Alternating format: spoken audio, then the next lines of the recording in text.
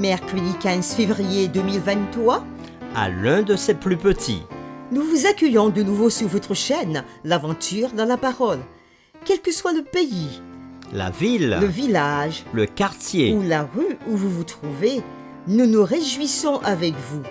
Que Dieu nous accorde paix et grâce et que son Saint-Esprit nous guide dans sa parole. nous vous invitons comme d'habitude à marquer votre appréciation en cliquant sur le pouce, en vous abonnant pour recevoir la notification, en laissant des commentaires sur ce que vous avez compris et en partageant le lien avec tous vos contacts. Le texte à mémoriser de cette semaine que nous vous invitons à dire avec nous se trouve dans Matthieu chapitre 25, le verset 34. Alors le roi dira à ceux qui seront à sa droite, « Venez, vous qui êtes bénis de mon Père, prenez possession du royaume qui vous a été préparé dès la fondation du monde. » Nous vous invitons à le redire avec nous, Matthieu chapitre 25, le verset 34. Alors le roi dira à ceux qui seront à sa droite, « Venez, vous qui êtes bénis de mon Père, prenez possession du royaume qui vous a été préparé dès la fondation du monde. » Pourquoi est-il important de comprendre le concept de charité comme un commandement d'amour et non comme une option dans notre vie chrétienne?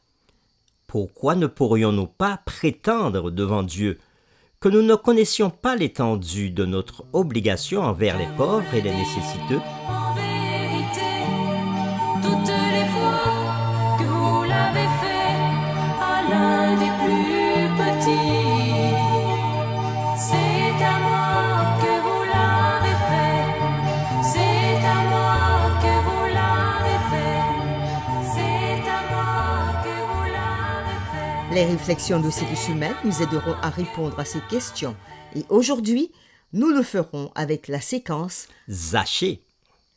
Zachée était un juif riche qui avait gagné son argent en travaillant comme collecteur d'impôts pour les Romains haïs. Pour cela, et parce que lui et d'autres collecteurs d'impôts exigeaient plus d'impôts que ce qui était réellement dû, Zachée était haï et qualifié de pécheur. Zachée vivait à Jéricho, qui se trouvait sur une route commerciale très animée. La rencontre de Zachée et de Jésus n'était pas une coïncidence. Zachée était apparemment soumis à une conviction spirituelle et voulait faire quelques changements dans sa vie. Il avait entendu parler de Jésus et voulait le voir.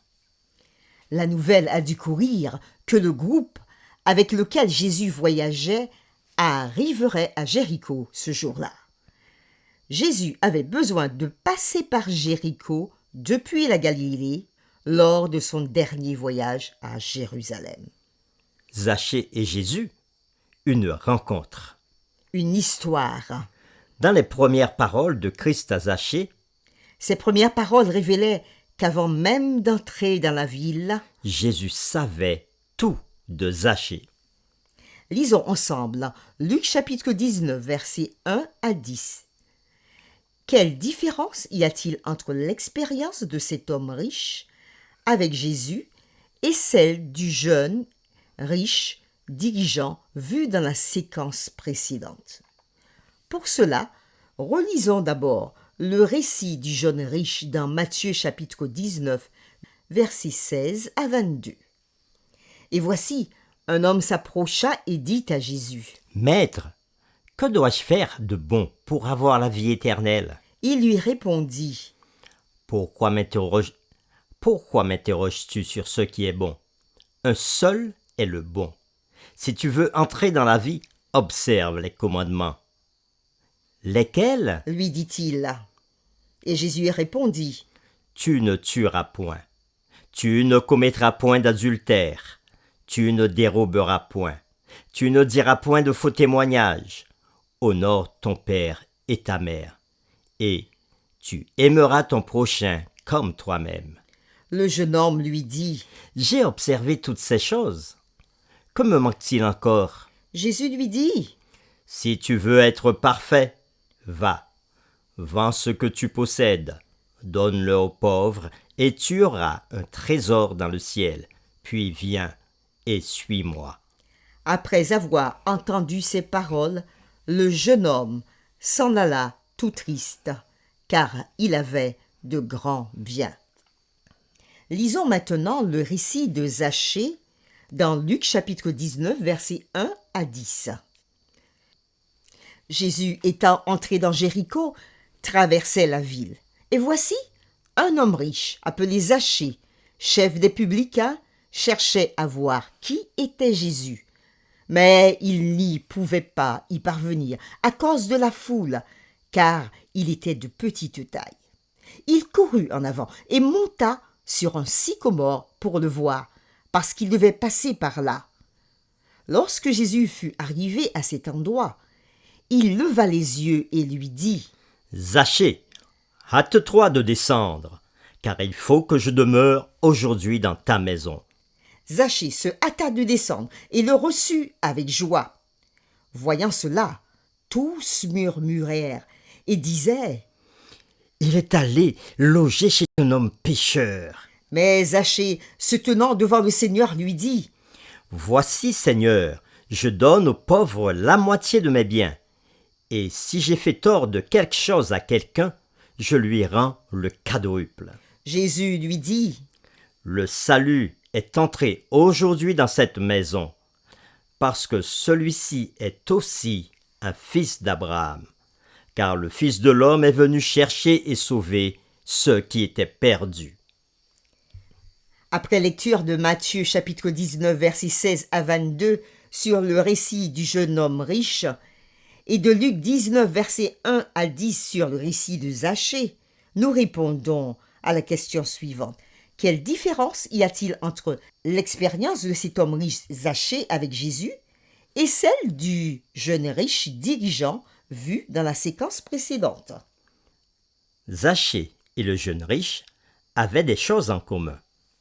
Tous deux étaient riches, Tous deux voulaient voir Jésus, et tous deux voulaient la vie éternelle.